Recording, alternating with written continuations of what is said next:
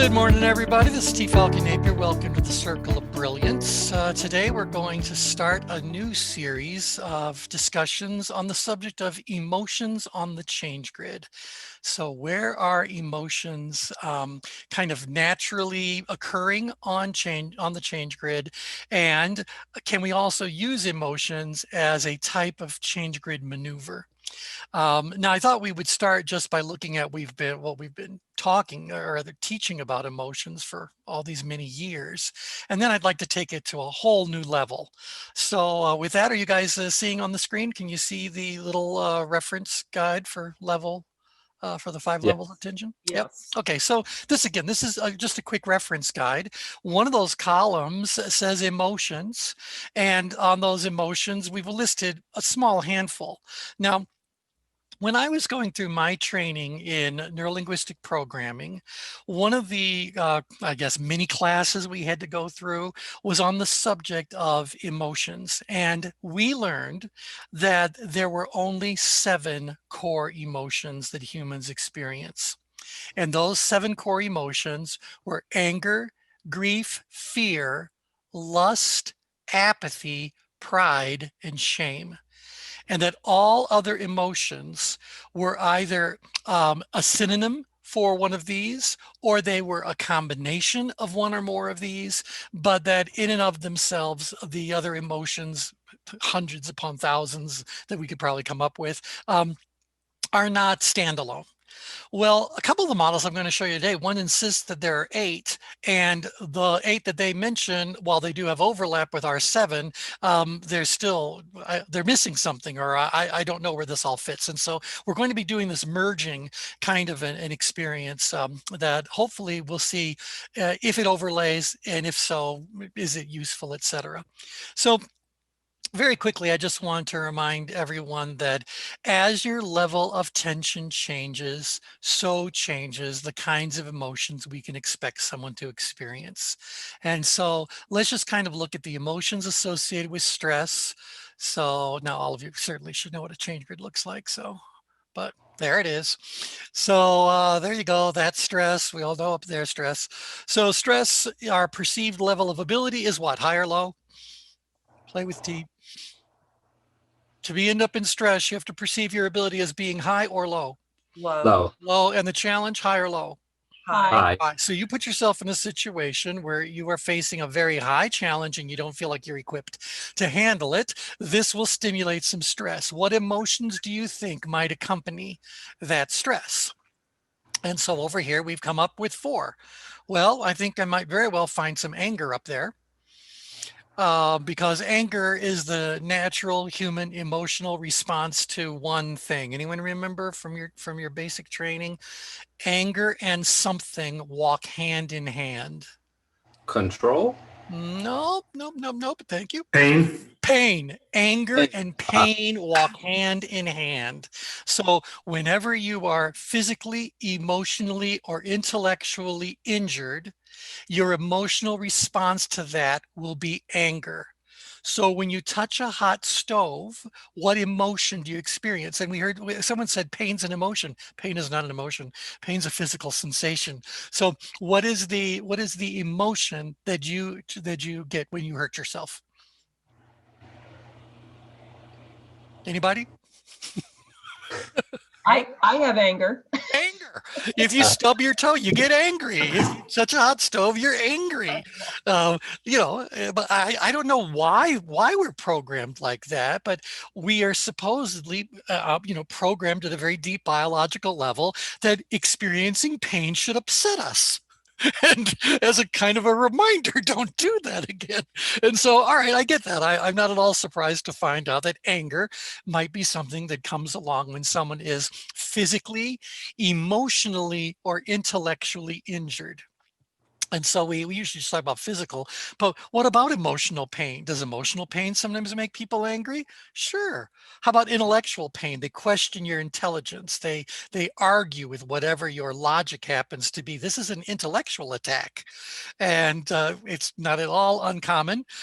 just turn on the TV set in recent nights, and you'll see plenty of evidence of people whose logic is being challenged to become quite irate about the whole thing. so there you go. Okay, grief. Grief is the loss of something we don't think, something we value that we don't think we'll ever have back again. Usually grief is associated with the loss of a loved one.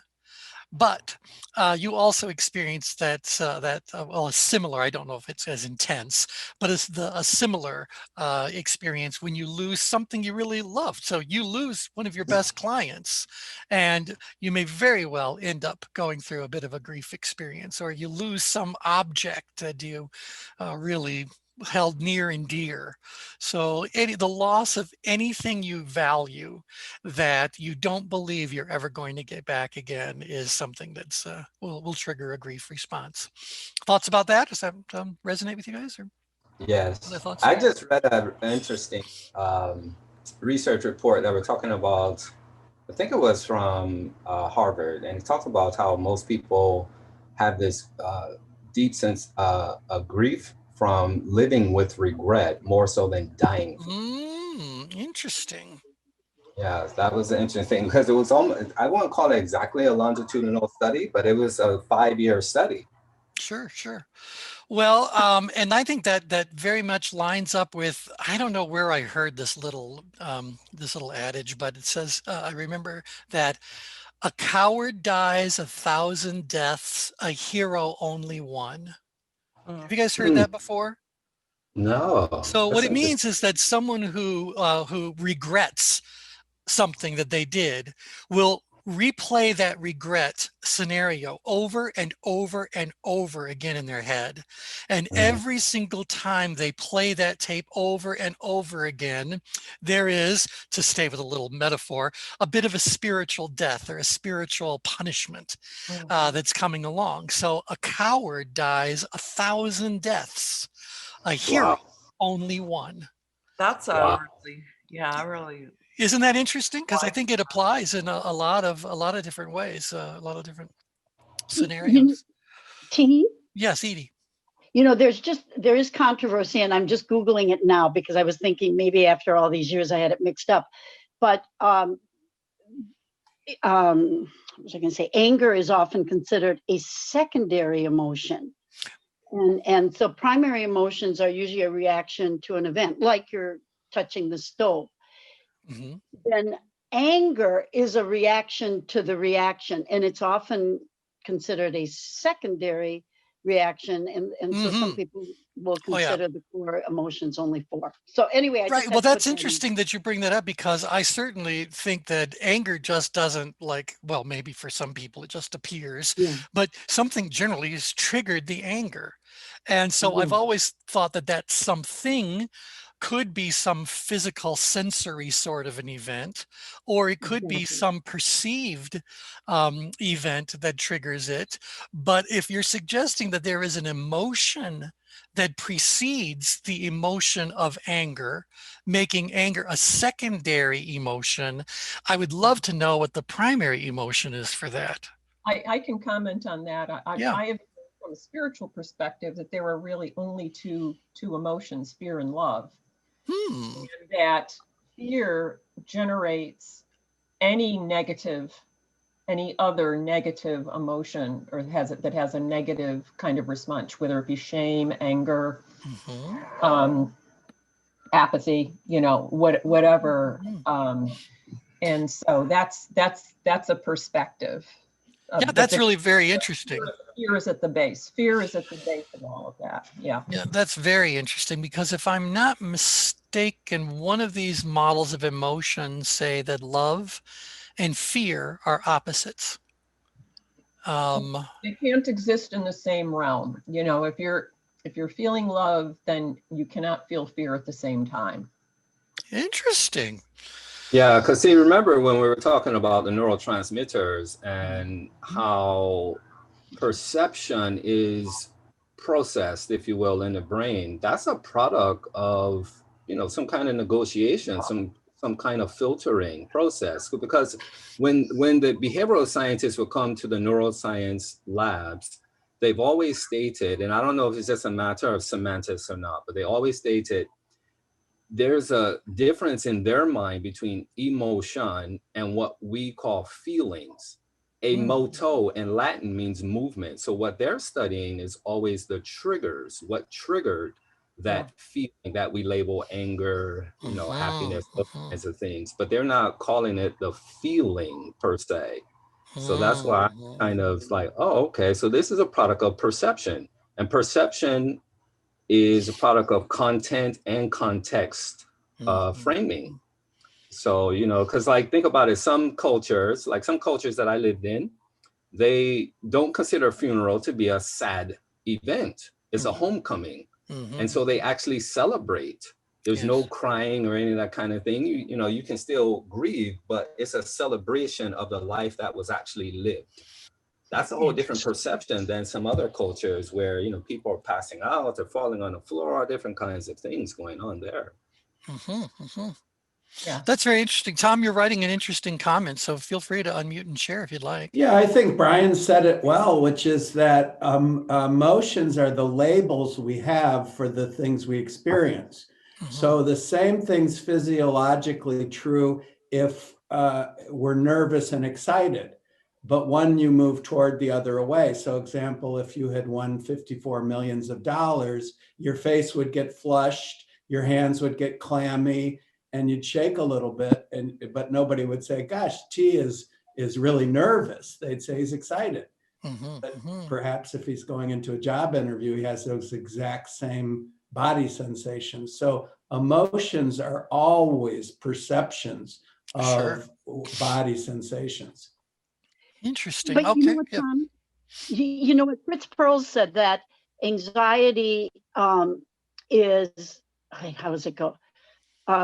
Excitement is anxiety without enough oxygen to support it, or anxiety is excitement without enough oxygen to support it. So those of you who are into breathing, that the difference between anxiety and excitement is that centeredness, and can be modulated by breathing. I just had to throw that in. Well, I love that. That's powerful. But what you're now talking about, and of course, that was our whole series, is you have an initial interpretation of the body sensation.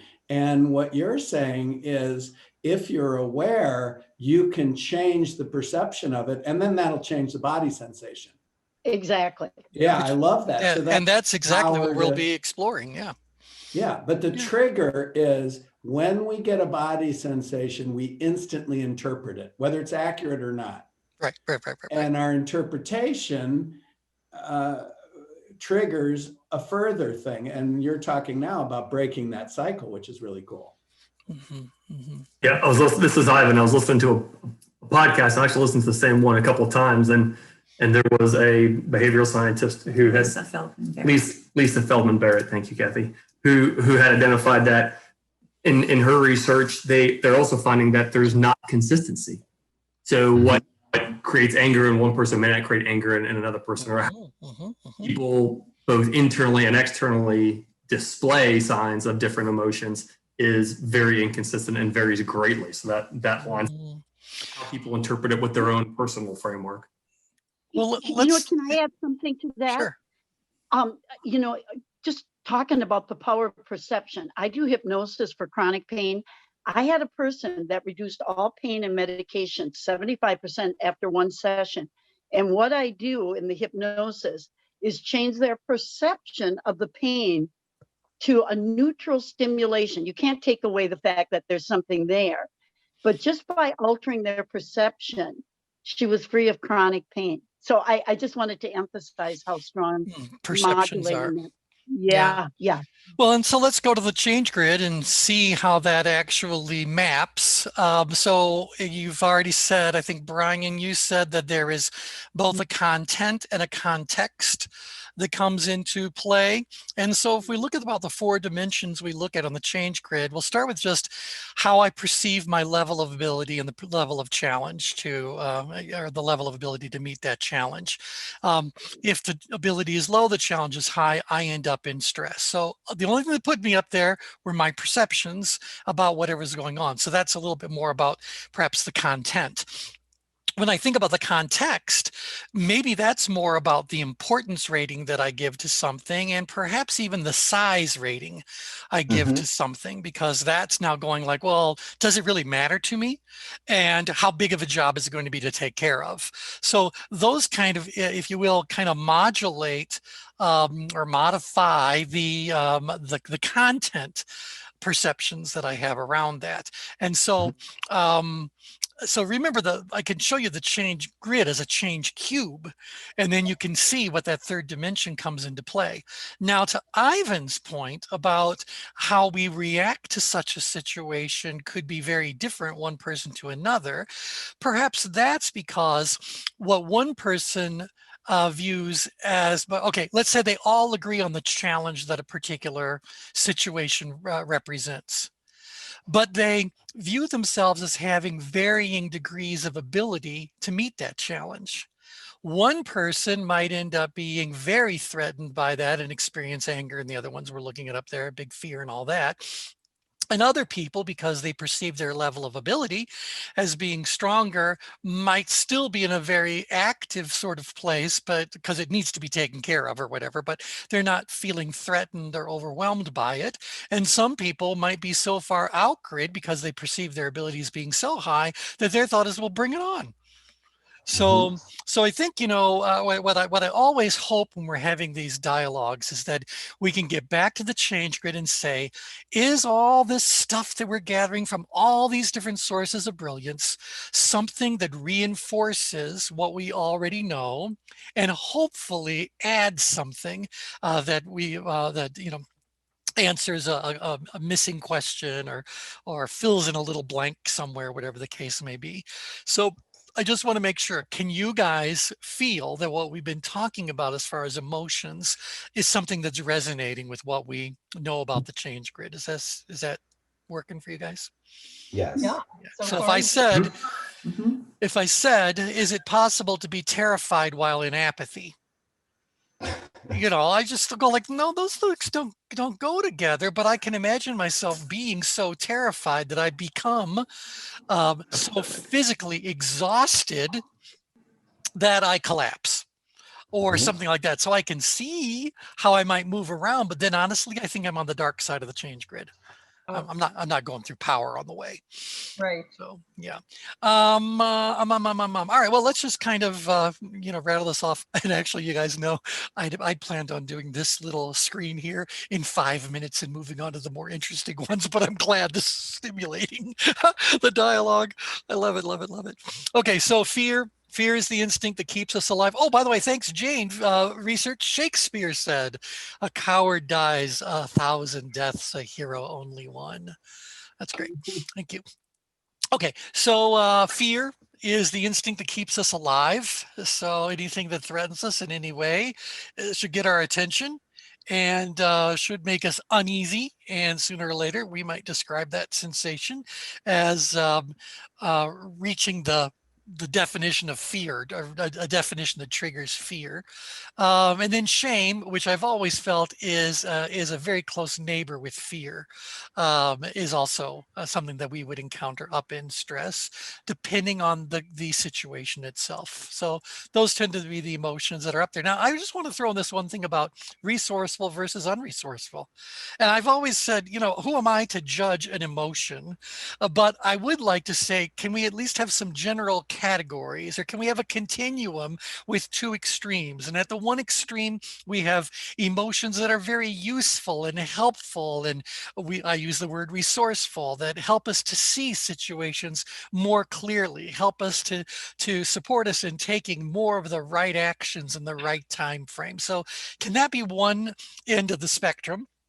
And at the other end of the spectrum, we have unresourceful emotions. Not saying they aren't useful, not saying they couldn't come into, but they tend to distort reality. They tend to draw so much attention to them that they're taking emotion or taking thought away from other sorts of things. They're consuming a lot of resources, energy, and thought, if nothing else. And so, are they useful? I have to say, by definition, it's part of the human experience. Therefore, it must be something that is part of our design. And so it has to have a certain usefulness under a certain set of circumstances. Otherwise, I think that by now, in the name of evolution, we would have shed it.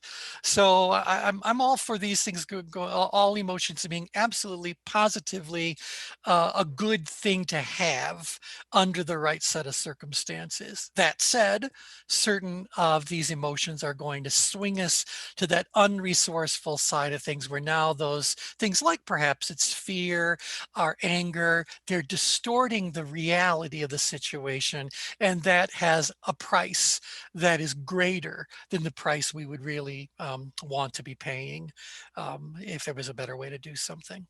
All right, so thoughts about resourceful versus unresourceful extremes on a continuum? I think you're spot on, and we can really say it's biological if you think about it. We just talked about these neurotransmitters from a neuroscience perspective. You know, when you're up there in stress and you have the adrenaline and noradrenaline at full pace, you know, it shuts off reasoning capacity because it's priming your body to move. That's what a moto in Latin means, movement. So you're not, I don't know, you know, you're not even able to process food when you're upset, because everything's coming from the adrenal glands. And so your resourcefulness to do certain things is minimized, and in many cases, depending on the context of the situations, is incapacitated to actually respond in the most favorable way. And I think that's probably why the researchers in emotional intelligence say the cornerstone of it is all about self-awareness. It's one thing to have an emotion. It's another thing to understand what it is that you can actually do with that emotion, and you know, towards its greatest good and use in that particular situation. Can I add something to that, T? Please do. Yeah. You know what? You're right on that, Brian, because what it is, emotions are there to communicate a message. We need to honor them, embrace them, observe them, and then take action, which is what you're saying with movement, to, you know, problem solving, joining a gym and working, whatever. But to honor the emotion, because otherwise it's like a crying kid. If you ignore it with ridiculous medications that just cover it up, if you ignore it in any way, it's like a screaming kid. It will escalate and the emotion will become more intense to the point that we have violence or whatever. I just had to add that. Thank you. Okay, so let's take our look down that emotion column and see that as the level of tension goes down, we do find some changes. There's this emotion of lust, and in my training, lust is a core emotion. The desiring of something, that as much as you desire it, at the same time, you have a question mark about whether or not you can get it. And so wanting something very, very greatly, but doubting or just questioning whether or not you have the ability to get it. So does that can you kind of accept that definition compared to if I want something very much and I know I can go get it? That's a very different emotional state than I really want something, but I'm not sure that I can get it. Yeah. Yeah, so lust is the desiring of something, but not necessarily having it. And doesn't that make sense if I look at the ChangeGrid? Obviously, to end up in power stress, well, you know, the bulk of it is more upgrid than not. And so there is a bit of challenge that's represented there. And to end up in power stress, my level of ability is moderate. And so to be there, I can't be saying like, I can definitely go get it. Because you know what, if I could definitely go get it, I'd be outgrid. I wouldn't be here. I'd be out in power. And I would just go out there and do whatever it is that needs to be done. So lust is the wanting of something. And certainly people in power stress in their languaging of their thoughts, they say, well, the key phrase here is, I know I need to do something. Or, I know I want something.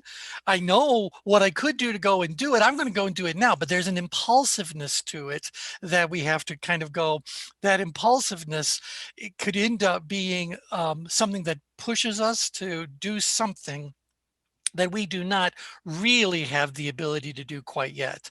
On prior calls, you'll remember me saying that humans use something as a substitute for ability. Under certain circumstances, we use something as a substitute for ability when we find ourselves in a challenging situation. Anyone remember what we use as a substitute? Charm. And so here we are up there, using the label as lust, which always makes the audience giggle. And I always say to them, that's not the only kind of lust that people have. People lust after fame and fortune and lots of other sorts of things. But still, that's up here. I don't have the ability to do it. I'd best be charming. Maybe that'll do it.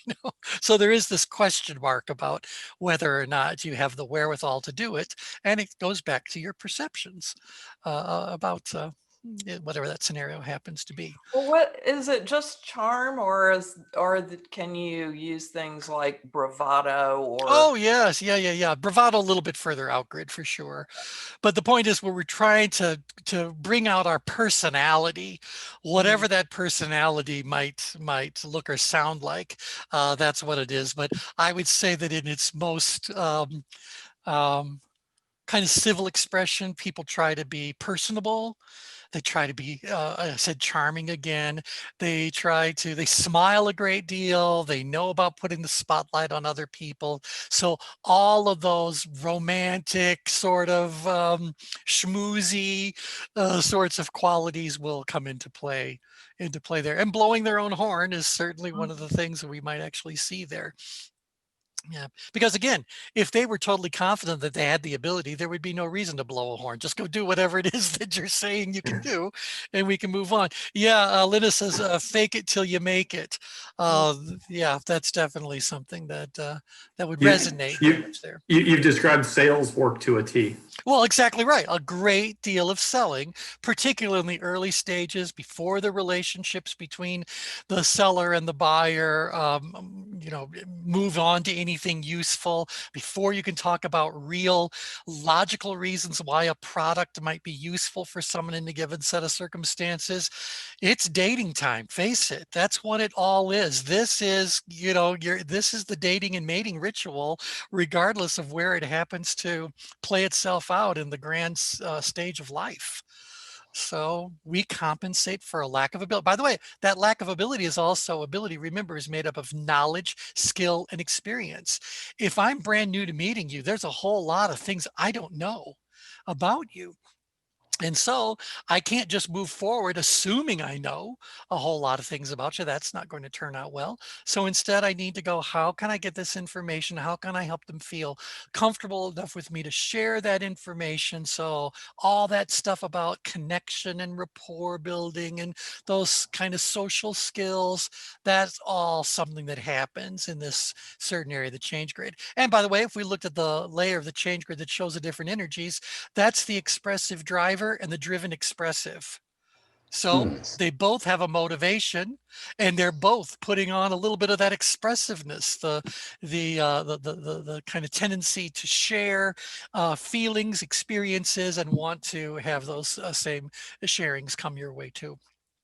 So again, we've worked very hard to try to make sure anytime we do any of these integrations that it matches, it resonates.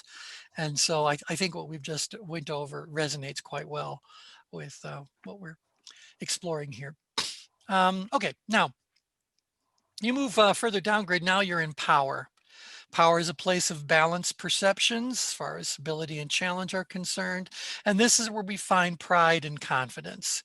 So if I'm anywhere in this area right here, there's pride, there's confidence. And if all I was doing was teaching a basic program in tension management, I would just say that and move forward. We'd discuss it a little bit more, but I'm not going to talk about in-grid versus out-grid, because someone in their first exposure to tension management doesn't know that there's an in-grid and an out-grid. We're talking about the levels of tension. That's just upgrade and downgrade. But you guys have been through a lot more training. You are ready to answer this question. How do pride and confidence change based on whether you are in grid or out grid? And now we should be hearing some variations on the names of these core emotions. So pride being one of the, by the way, confidence is a variation on pride. So I just put 2 there because I don't know, felt motivated at the time, or maybe I was doing a class on confidence. Don't know, but so this is all about pride. So how does pride manifest itself, or how does the label we would give to that emotional state change as we move from in grid to out grid, etc.? So I'll throw it to you guys. What do you think? I can comment that this is a classic continuum, a scale of going from, if you're going from right to left, pride and confidence is at its height in the outgrid area, and then comes to the center in a place that it is almost, I wouldn't know if I would necessarily even use those terms in the center. There's a detachment there. And then going to the left, it's loss of pride, loss of confidence to a point of shame, way on the very, very in-grid danger zone. Very good. Very good. Now, I will modify, or anyone else want to throw anything in? Because I want to modify that continuum ever so slightly. Is it a matter of how toxic it is? Part of it is definitely has to do with toxic situations. So if I went to the out-grid or in-grid danger zones, well, this is where, in fact, I think Kathy, or did you suggest, or did Jane suggest bravado? Oh, yeah, bravado. So if we look at those adjectives for the out-grid danger zone, we find all sorts of things like arrogance. Mm-hmm. Well, is arrogance really just a greater level of confidence? Or is arrogance a question mark about whether you're as confident as you're trying to get people to think you are? I think the latter. Yeah, so we're projecting a false confidence. Or maybe we really are very, very confident, and now we think we're the supreme, person in the whole universe, or some, visions of grandeur are all happening out here as well. And similarly, the person who believes they're absolutely powerless, in truth, are anything but absolutely powerless. But as long as they hold that perception, are they going to behave in a powerless way? Or are they going to behave in an empowered kind of way? So I think you're absolutely right. So I would just say that my adjustment to the continuum is that the person who's in the center of the change grid is feeling very proud and very confident and all those variations, but has no reason to be mobilizing those emotions or exercising the emotions. So I believe that the center of the change grid is the realm of I am. It's just this presence that is there, but the presence is detached. It's not really doing anything yet because there's no real reason to be doing much of anything yet. But as we start to move out grid and we get between that green line and the red line where life is lived and changes occur, now that confidence starts to get put to the test. And I think another call we talked about, what's the difference between being confident, being courageous, and being brave? So are those different emotions? Are those just, I mean, obviously they would go under the category of pride or confidence, but they're not the same thing. But where do they occur on the change grid? And without redoing the whole thing, well, the aha we all came to was that, no, I'll just do it as a quiz. Brave or courageous? Which one involves more of an immediate need for application of confidence? So Courageous. So courageous, and that's the question, is that when a threat is actually present, is that person being brave or are they being courageous? And my thought is that that's where courage lives, because courage says, I am in the test. I am doing that, where bravery would precede it, because until someone is brave, or do we expect them to become courageous? Or someone said maybe it's the other way around. So I guess we'd have to pull out our thesaurus to find out exactly how these words are defined and interpreted. But my thought has always been that courage is bravery in action. Would it depend on the perception of their own ability? Like, say, for example, Oh, yeah. military trained like a SEAL, would Mhm. that be more bravery because, that's what they've been trained to do, is handle that particular situation? That's right. And that's my thought, is that, the most trained, the elite of the elite, are certainly confident. Their training has been all around that. They know that because they know how they've performed.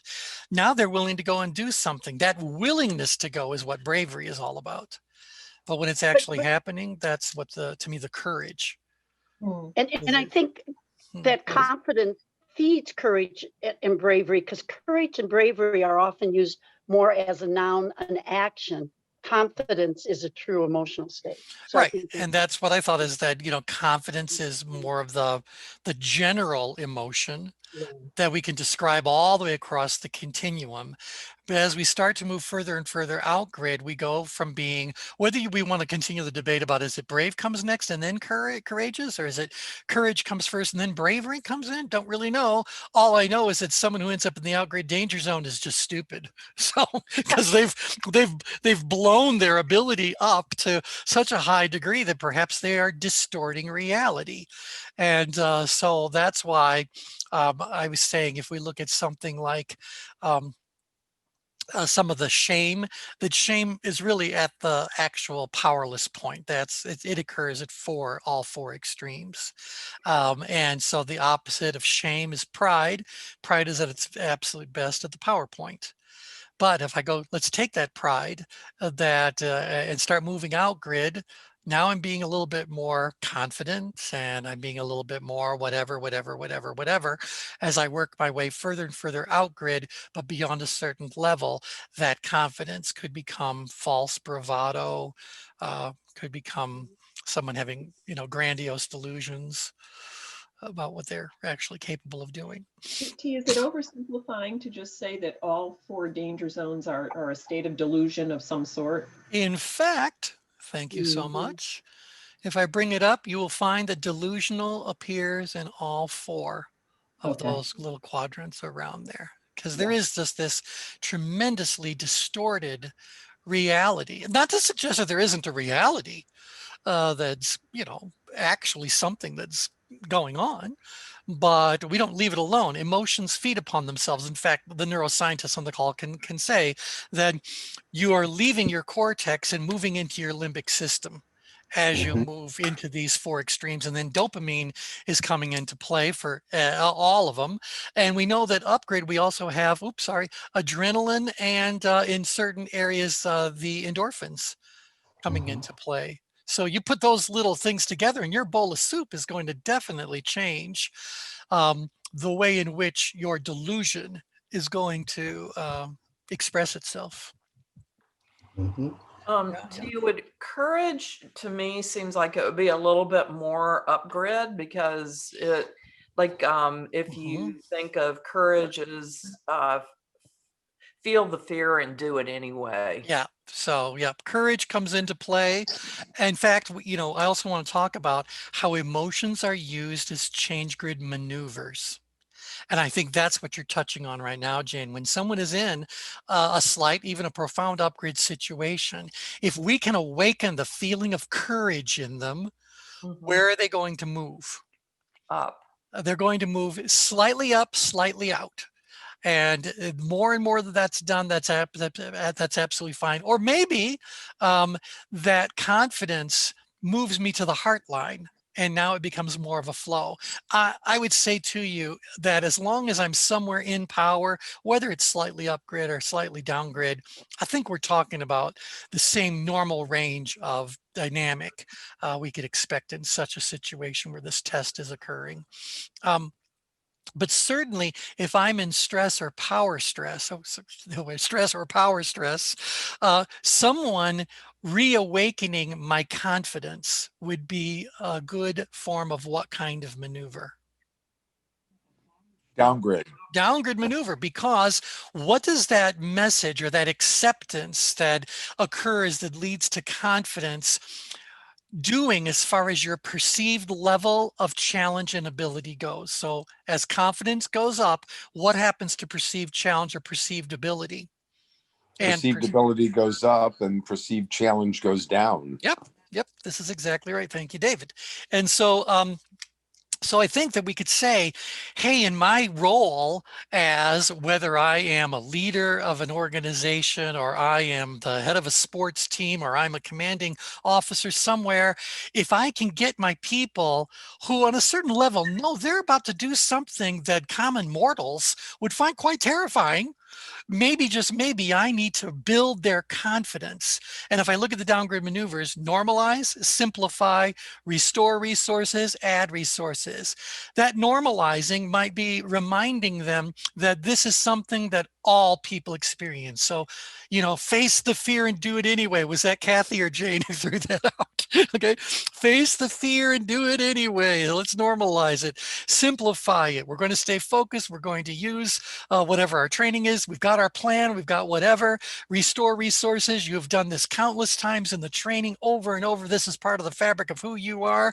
And then let's add another resource. And that resource might be that, I believe in you, whatever, adding that element of leadership that basically says, I would never put you in a situation I did not think that you were ready to handle or whatever. So I can kind of hear that delivering that confidence building message serves as a very powerful downgrid and outgrid maneuver. Maybe it's actually moving me diagonally because well, I don't know that's fair. I definitely think my perceived level of challenge has been positively impacted, but I don't think that a confidence building message is going to move my perceived challenge from a 10 down to a 2. So maybe it'll make me a 9, thanks. And that'll prepare me a little bit better for that. But I think most of it is about boosting someone's perceived level of ability. Do you guys agree with that, or other thoughts around that? Yes. Yeah, I think when you break things down into small steps, you are increasing a person's ability because you're saying, okay, well, you can do this one step, then you can do this. And then we'll do the next. Right. And then we'll do the next. We got a plan. You know how to do each step. Let's go do it. Let's go do it. Hey, Steve, when I think about when we're talking about this, that courage is a situation where the challenge is great in ability and less of a sense of control. And I hear what you're saying about it being more as long as it falls in power. But I'm thinking about courageous situations usually cause for it's usually a situation that it's spontaneous or it could be greater than your own ability. So I'm thinking it would probably be higher because you don't have as much control over a situation that's calling for something deeper in you to rise up to the challenge.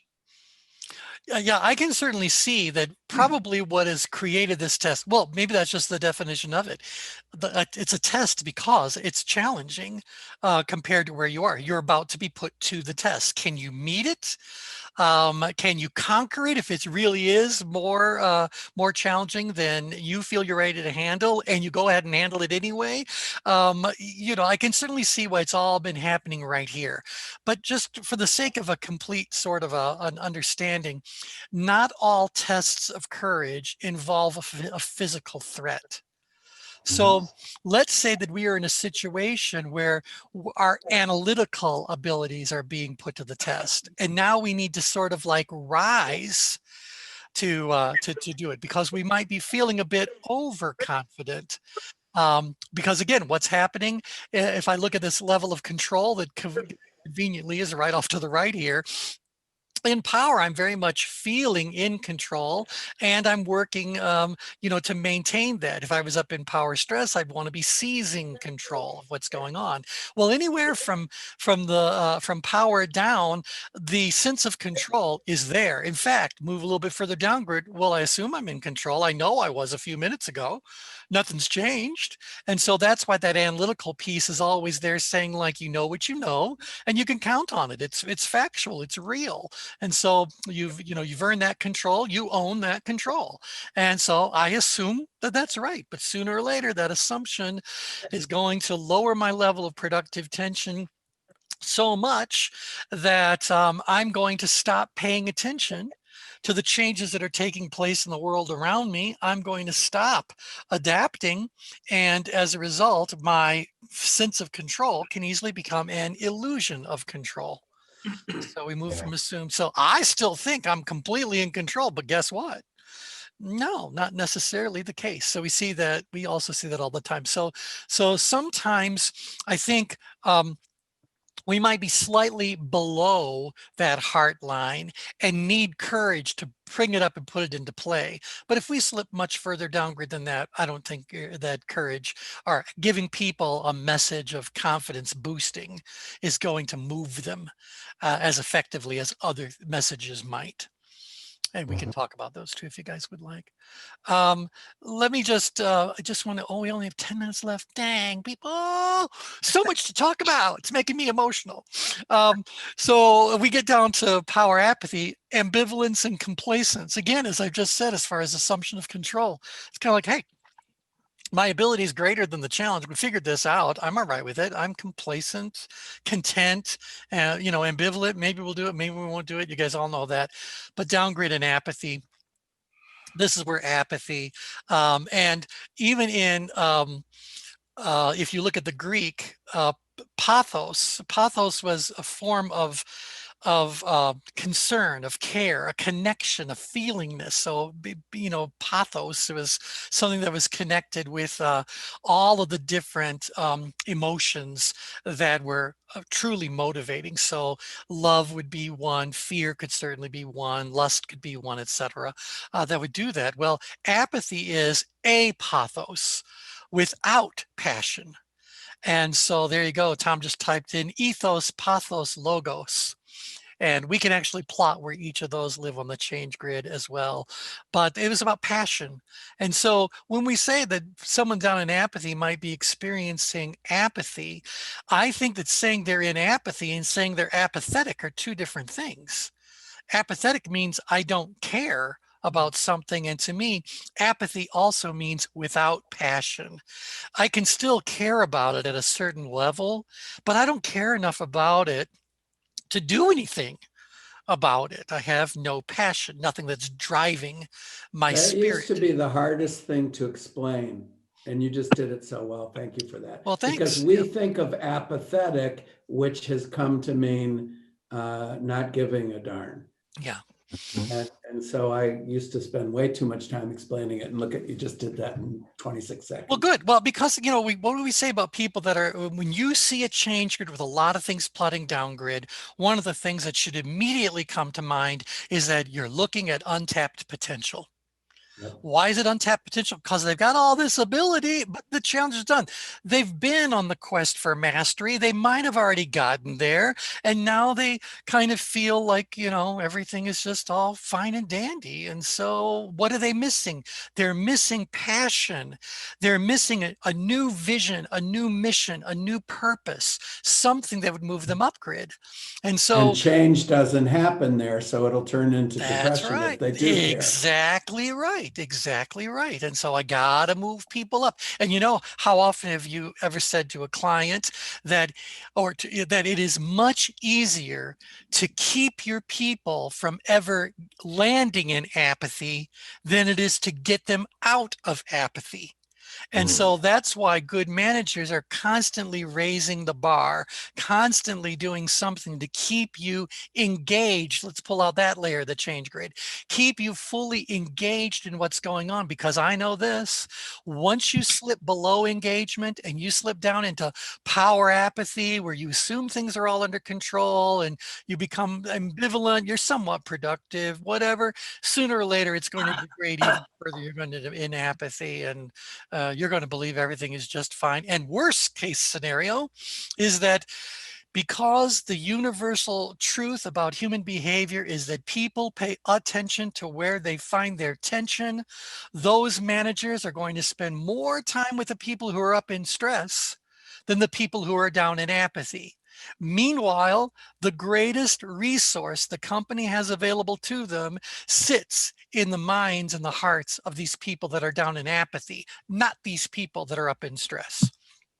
So stress management gets all the attention, where apathy management would actually get you a far better return. Does that make sense? You guys agree with me? It does, T, but you know, that one spot on the grid where people pass through resentment as they're heading south. Yeah. You know, does that inflame their resistance? Mm-hmm. Yeah, absolutely.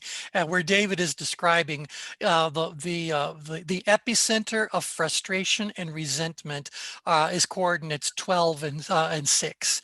So anywhere around this vicinity, because look what you're saying. I'm someone with tremendous ability.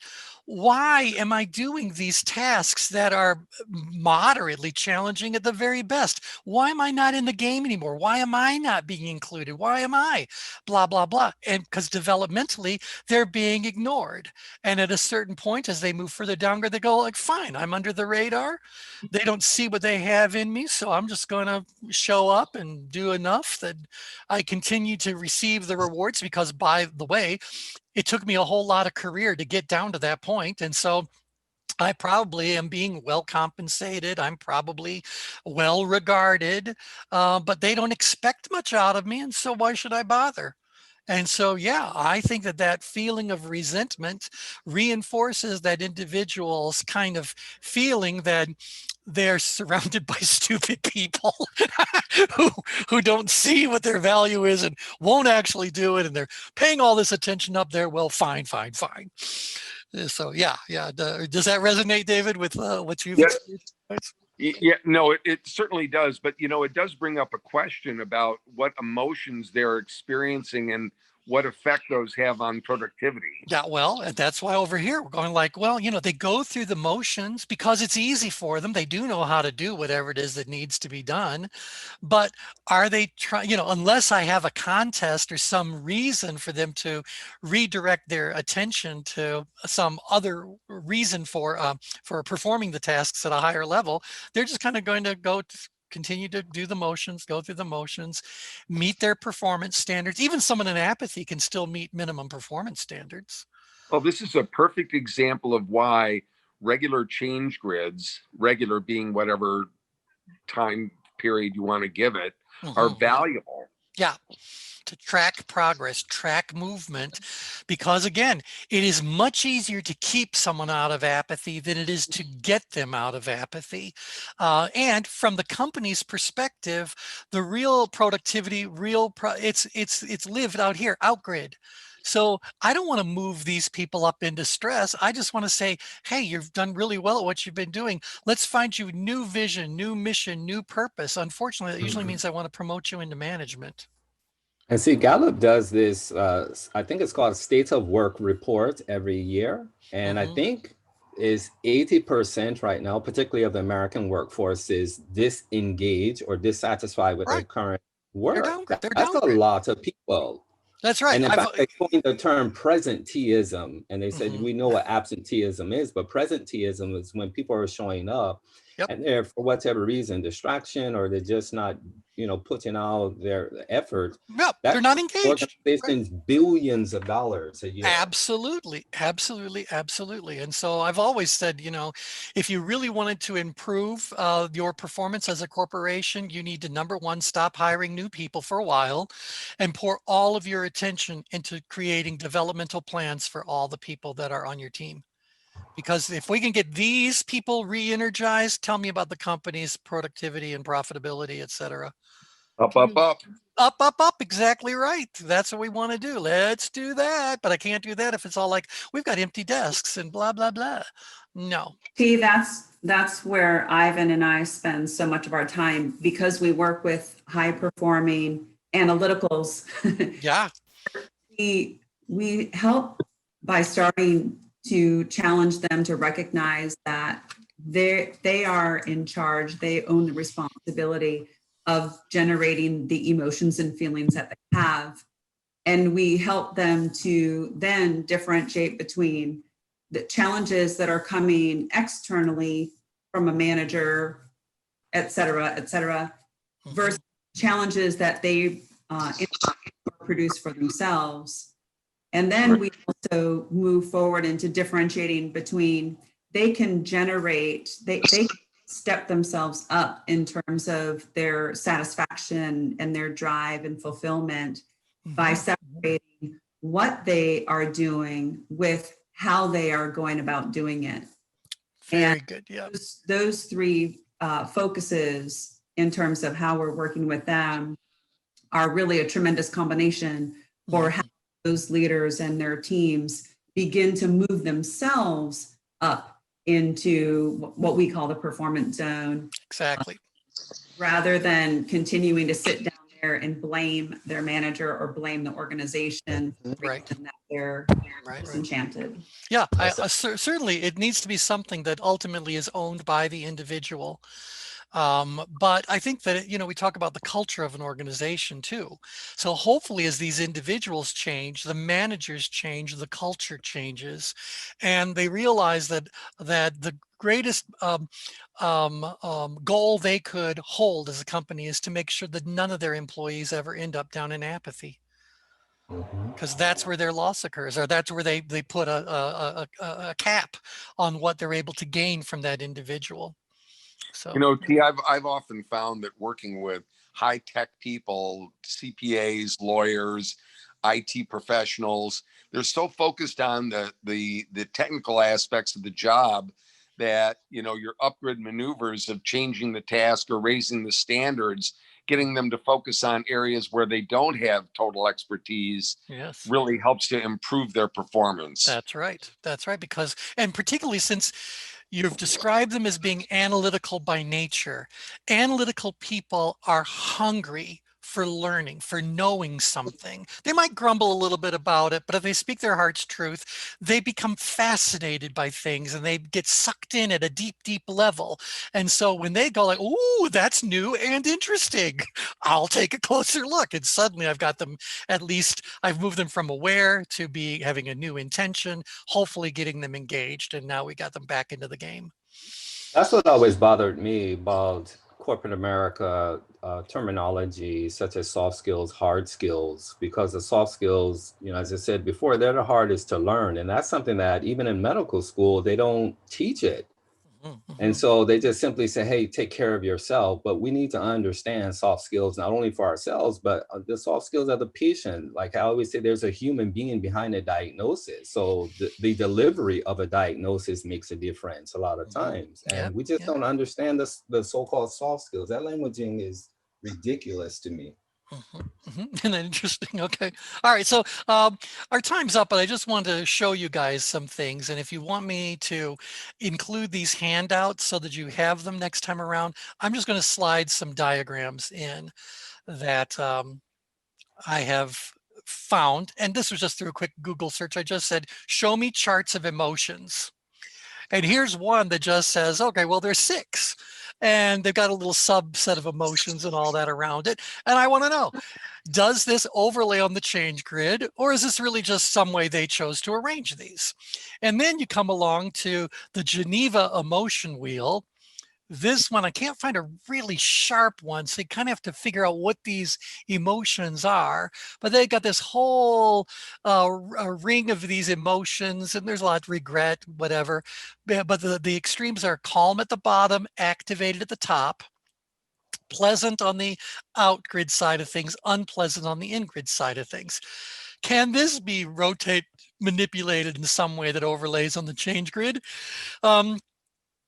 And if so, did it add something? Is it useful? Is that good to go? And then I think some of the things that are really being used widely now in the world of emotional intelligence. Here is one moment, please.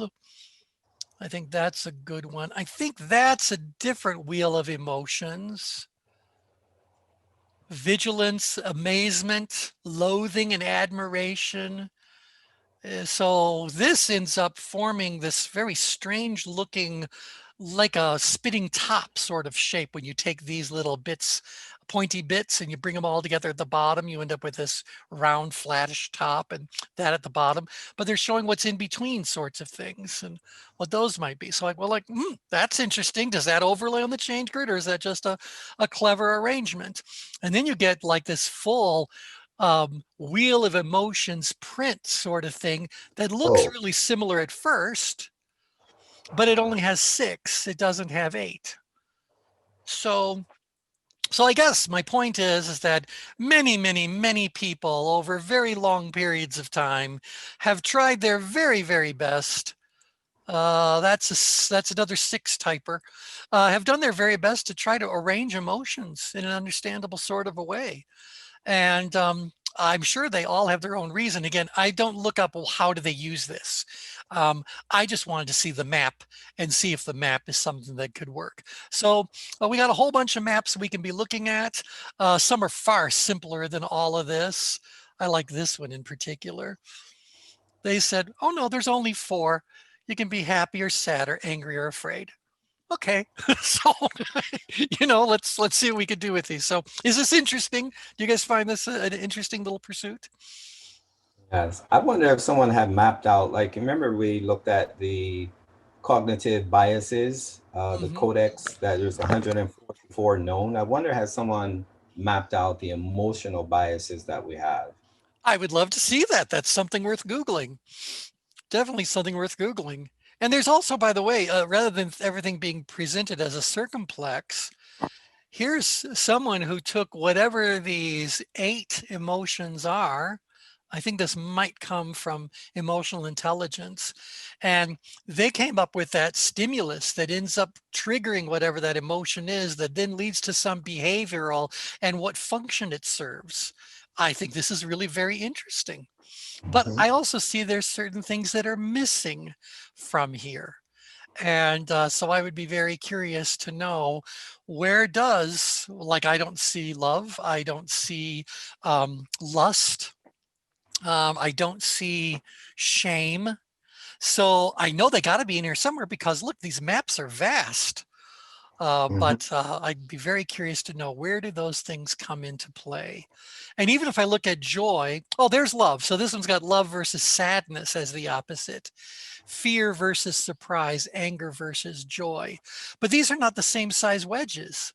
So I'm just very both intrigued and baffled at the same time. So, and that's where the merging of brilliance comes from. How do you go about looking at all these great maps that were at least interesting enough that someone created a diagram and slapped it up on the internet, and there we are finding them. So are they actually all just variations on the exact same thing? Can these models, forget merging something with the ChangeGrid, can these models just be merged together? And if they can be, then do we derive some benefit from doing that? So you guys find this interesting? Yes. Yeah. Yep. All right. Well, then we'll pick up where we left off on Monday. Would you like me to send some of these diagrams over to you so you can kind of see them yourself? All right. I'll probably, and I've got another dozen of these things. So you ask, prepare to be overwhelmed. Oh, okay. All right. Thanks, everybody. Talk to you soon. Take care. Thank you. Bye for now.